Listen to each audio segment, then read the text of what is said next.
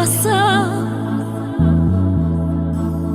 hat yeriledi barar yerin aytmadı.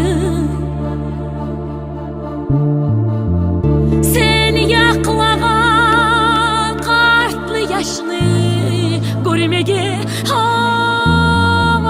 koy koltukta yak tutup sama kayıtmadı.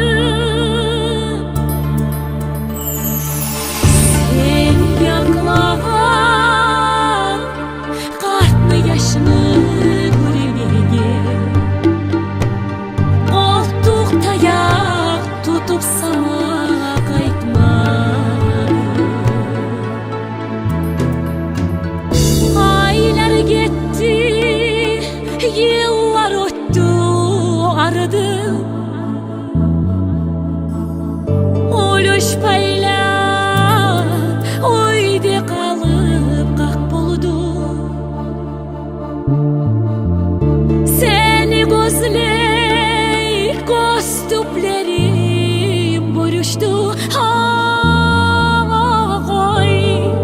Kara çaçım çaksız karday kak buldu. Seni gözley kostuplerim buruştu. Kara çaçım çaksız karday kak buldu.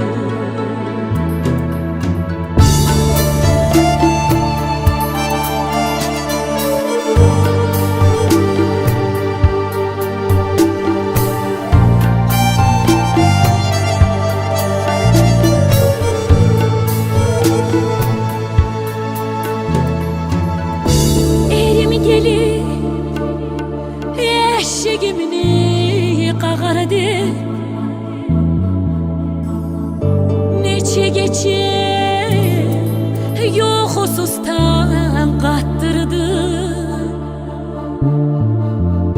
Havletimini ahtam ne diyen sesine tan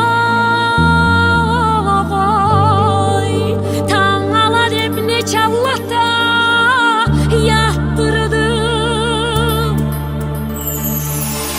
Havletimini ahtam ne diyen sesine tan alar hep ne çallata yattırdım. Yoldaşlarım yoluqqanna sorasam sualıma açacağım